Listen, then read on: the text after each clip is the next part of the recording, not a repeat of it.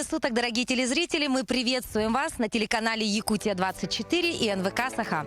Вы смотрите очередной выпуск программы «Подворье». И сегодня мы с вами поговорим об уникальном растении, о котором обычно вспоминают ближе к Новому году. Действительно, но сегодня, в разгар лета 2021, мы решили поговорить с вами о том, как можно вырастить, высадить у себя на дачном участке елочку. Елочку не простую, а даже можно высадить 3 видов. Сегодня мы поговорим именно о голубой ели, поговорим об амгинской елке, ну и еще об одном. Самое главное, вы должны быть с нами на связи, смотрите нас. Обратите внимание на то, что у нас есть WhatsApp номер, куда вы можете задавать свои вопросы. Телефон номера вы видите прямо сейчас на своем экране, а также вы можете связаться с нами в нашем Instagram. Задавайте вопросы, пишите нам, и мы с удовольствием ответим на все вас интересующие темы. Ну и позвольте представить моего сегодняшнего героя. Это Иннокентий Аполлонович Федоров. Иннокентий Аполлонович является научным сотрудником Института биологии СОРАН, кандидат сельскохозяйственных наук. Здравствуйте. Здравствуйте. Ну, спасибо большое, что, во-первых, пригласили нас на свой участок. Ну, и здесь действительно много есть о чем поговорить. Но сегодня мы решили уделить внимание именно ели. Как давно вы занимаетесь вот именно высадкой, значит, рассады именно елок? Потому что я знаю, что вы этим уже живете много лет. Вот как давно? В институте я работаю с 80-х годов, с начала 80-х годов. Елями я начал заниматься в 90-х годах прошлого столетия, когда я побывал в Алданском районе и на лоне природы воочию увидел эти красивейшие растения и был настолько поражен, что привез маленькие саженцы и высадил их у себя на участке. С той поры я неотрывно занимаюсь елями, веду наблюдения, размножаю их и распространяю. Вот так. Ага. Сегодня на вашем участке какие виды ели присутствуют? И вот об особенностях мы поговорим чуть позже, но вообще именно в количественном соотношении. На моем участке произрастают 2 якутские ели. Это голубая форма, обыкновенная сибирская ели, голубая форма. Есть еще вот обычная зеленая форма. Это один вид. И кроме того, второй вид – это аянская голубая ель. Оба они, и голубая форма сибирской ели, и аянская ель, растут в горах Южной Якутии. Это в Алданском, Нерюнгринском, Алёткинском районах. Давайте посмотрим, пройдем поближе и посмотрим на этих красавиц. Провожайте нас. Давайте. А вообще, сколько в среднем вот возраст ваших елей, к которой мы сейчас подходим, сколько лет-то ей? Вы ведете же учет, правильно? Да. Вот сколько этой елочки лет? Вот это ели около 20 лет. 20? Ага. Она уже плодоносит. Ель вообще плодоносит, считается, что она плодоносит с 15-20 лет, а моя ель начала плодоносить с 10 лет. С чем это связано? Это, видимо, связано тем, что я создаю более благоприятные условия, но это отсутствие конкуренции со стороны других деревьев. И, видимо, то, что я пропалываю сорняки, вношу удобрения, поливаю. Одним словом, помогаю растениям расти. Вот это и есть та самая голубая ель, да? Да, это сибирская голубая ель. Она один вид с нашей обычной зеленой елкой, но в Алдане, видимо, создались такие какие-то в условиях высокогорья создались какие-то такие особые условия, которые позволили появиться вот восковому налету. Благодаря именно толщине воскового налета хвоя елей становится вот голубой. То есть это такая особенность. Это никакой не гибрид, это просто обыкновенная сибирская ель, но голубая форма. То есть она уже дает, плодоносит, мы видим шишки наверху там, да? Ага. Она обильно плодоносила в прошлом году, где-то вот начиная со середины кроны и до верхушки. То есть То, что- внизу нет А внизу они не образуются у ели обычно. Это тоже приспособление. Шишками питаются животные же, и они растут как бы на большей высоте, где они недосягаемы. Ага. Так, и хорошо, вот значит, вот это 20 лет. А вообще, какой уход за елями, если говорить о именно приусадебных участках, да? То есть поливать, окучивать, от вредителей как-то? Или вот просто посадил, и она растет? Прежде всего, для любых растений, в том числе и для елей, это вот грамотно созданная почвенная смесь. Растения питаются же из почвы, поэтому надо создавать для каждого растения свою именно специфическую вот эту почвенную смесь. Ель любит кислые почвы. pH кислое должно быть. Что мы делаем, да? Наши почвы нейтральные, вот центральные Якутии, да, в окрестностях города Якутска, нейтральные. То есть они и не кислые, и не щелочные. Поэтому мы вынуждены немного подкислять. Что мы делаем для этого? Прежде всего, вот при посадке мы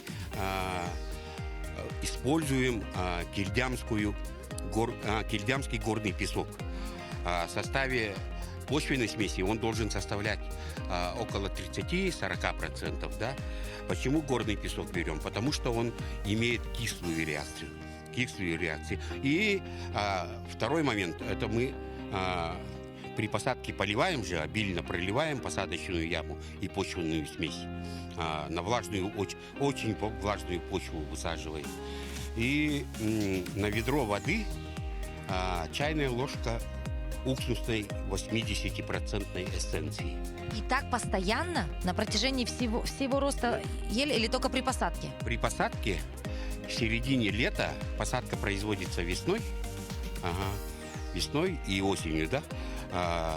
За сезон всего 3 раза подкисляется почва. А вот мы видим здесь песочек.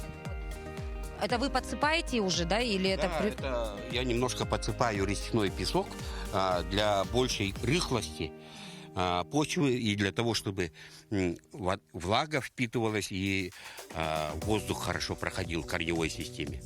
Ну, про то, как размножать, да, вот ель, мы поговорим чуть позже, мы прям наглядно покажем, да. Так, ну, пойдемте посмотрим на нашу следующую красавицу. И это у нас уже не голубая елка, это у нас пихта. Это пихта, также южное якутское растение. Она растет примерно в тех же местообитаниях, что и ели, но это далеко не елка. Это видно даже по хвое.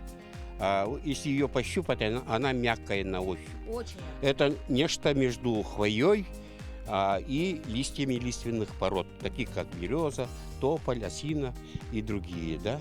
Никита Аполлоныч, особенности вот именно роста этого прекрасного дерева в чем? Или, в принципе, они аналогичны? Они очень похожи по своим требованиям, да? К почве, влаге, к освещению. Они любят полутень. Вот у меня, например, они в полутени стоят.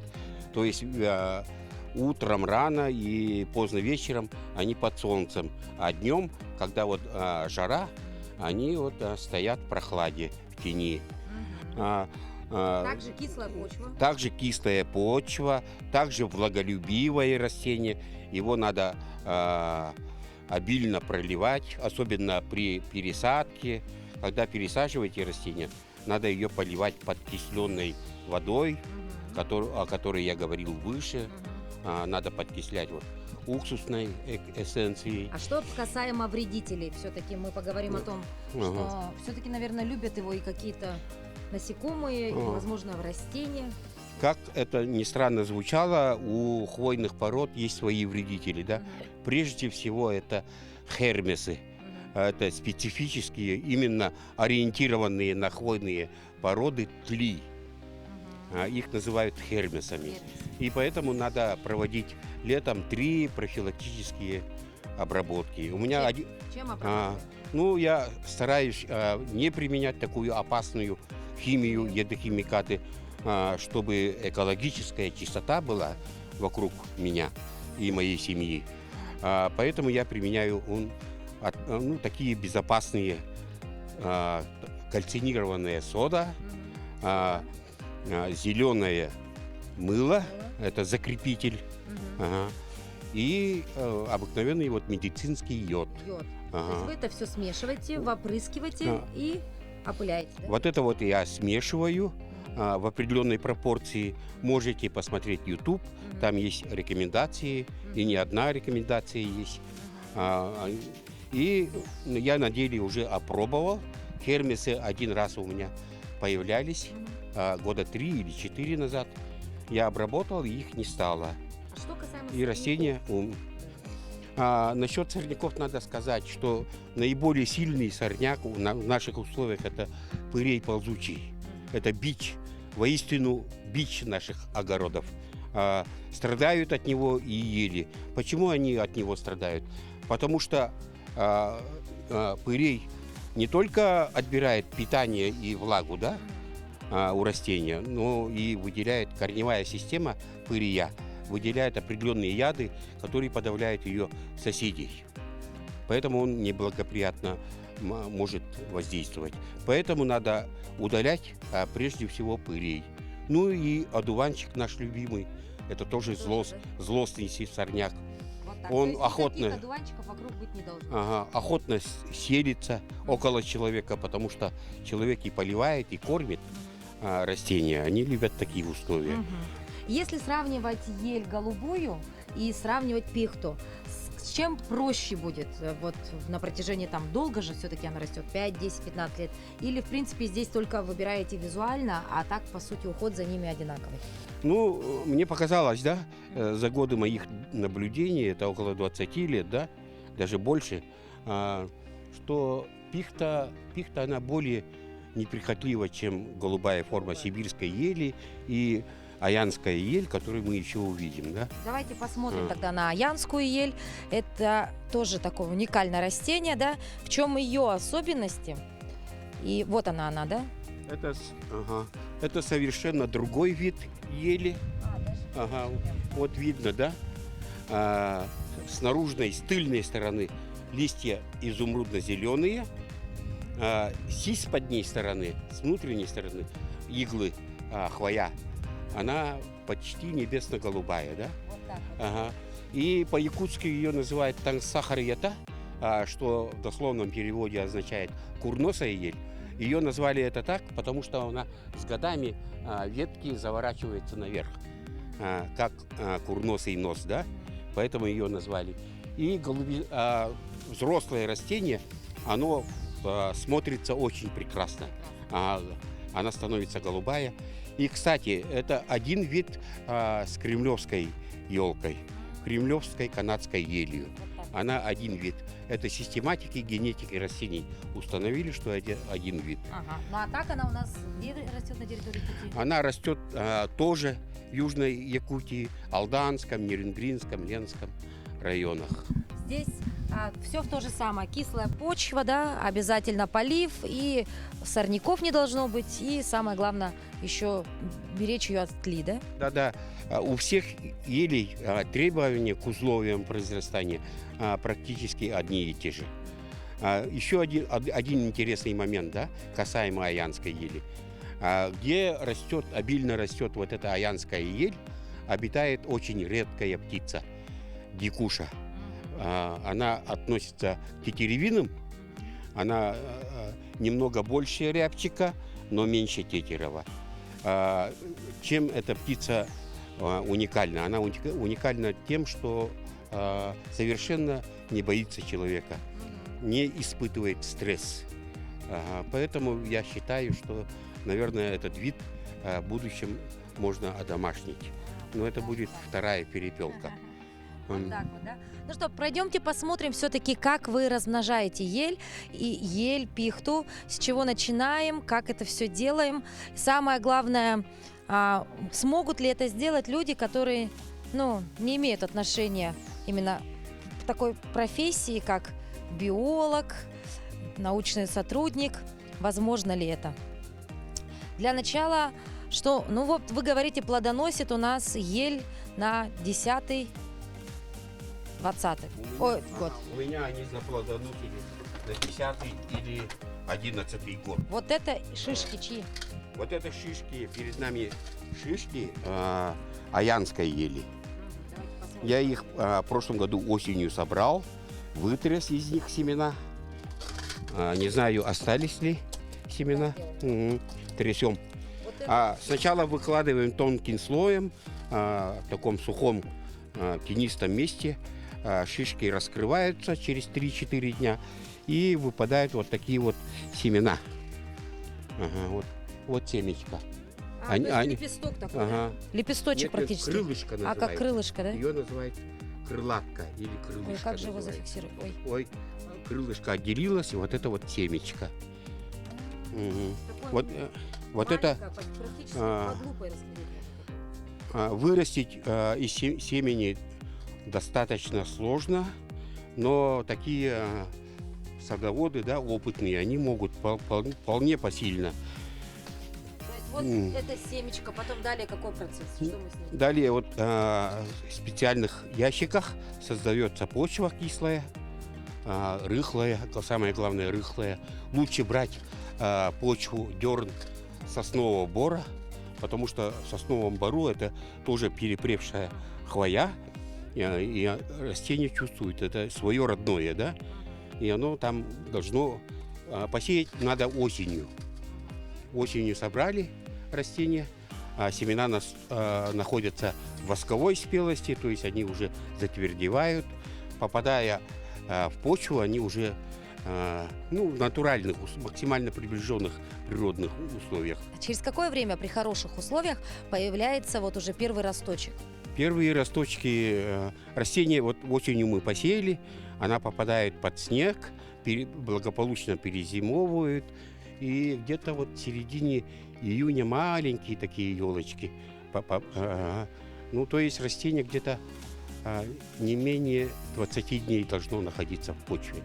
Медленно она прорастает. Это не огурец, не помидор, которые буквально за 3-4 дня прорастают. Давайте пройдем с вами и посмотрим на на маленькую елочку, как они выглядят у нас. И вы подробно уже расскажете именно про пересадку, про вот именно саженцев. Вот вы же в каком возрасте уже можно ее пересаживать, самое главное? Вот.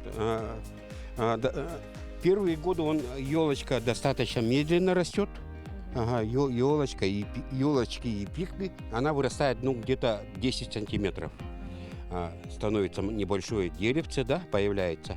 И где-то в августе месяце из ящиков я их высаживаю, распикировываю на питомник. Вот видите, пихты у меня, голубые елочки маленькие. А мы прям визуально видим, да, где какая? Да, вон пихта зелененькая, вот голубая елочка, допустим, вон голубые елочки. А вот этому деревцу сколько времени? Этому уже где-то 5 лет. 5 лет. 5 лет растению, она почти метр. А когда Они у уже меня можно вырастают за лето по 20, даже по 30 сантиметров. А если небо помогает, дожди выпадают, они могут 30 сантиметров. Да. А когда можно уже выкопать его и пересаживать? На какой возраст? Лучше всего это делать в 3-летнем возрасте.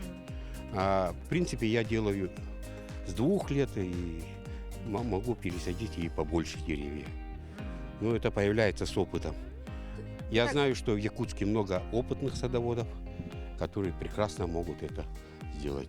Вот вы говорите, так интересно назвали вот это место питомником, да? Да. А есть ли у нас в республике питомник вот именно для еловых растений, и чтобы вот можно было туда приехать, выбрать саженец или, возможно, задать свои вопросы? Да и вообще, мне кажется, у нас же сейчас проблема-то как? Леса горят, а кто же будет восстанавливать-то их? Я слышал, что вопрос ставится на достаточно высоком уровне. Леса горят, происходит смена растительности, заболачивание тайги, да. Но это сначала эта тайга после пожаров заболачивается, поскольку тает вечная мерзлота, исчезает тень в виде высоких деревьев. Но после этого происходит так называемая сукцессионная смена растительности.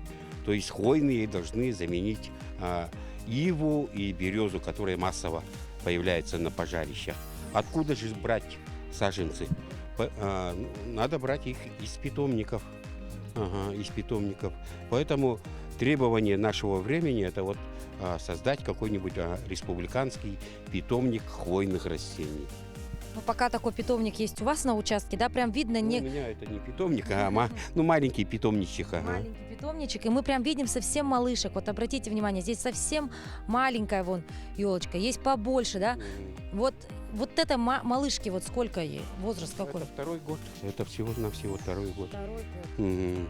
И вот теоретически уже можно со второго года уже ее пересаживать. Да, совершенно верно. Мгм. Ну и все-таки для выращивания еловых нужно трудолюбие, да, нужно терпение. Ну, конечно, это бы даже вот одно то, что надо сходить в сосновый бор, собирать там дерн, на это время требуется, на это нужны силы и самое главное желание человека и преодоление собственной лени. Я думаю, наши якутяне ко мне приезжают очень такие любители растений. Среди них есть такие сильные люди, у которых я сам учусь. Мгм. Ну что, спасибо большое, Иннокентий Аполлонович, что вот посвятили нас в такой прекрасный мир, как еловый лес. И, конечно, мы восхищаемся вашей работой, и дай бог, чтобы таких научных сотрудников, как вы, было побольше.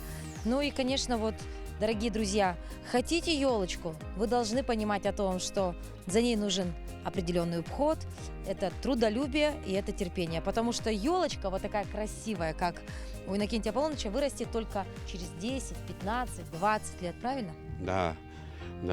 Я не только елями занимаюсь, у меня вон прекрасно растут кедровый сланик и кедры маленькие есть. А где это? Покажем быстренько. Как выглядит кедровый сланик? Где это? Это что-то... все, это вот... Ой! Кедровый сланик.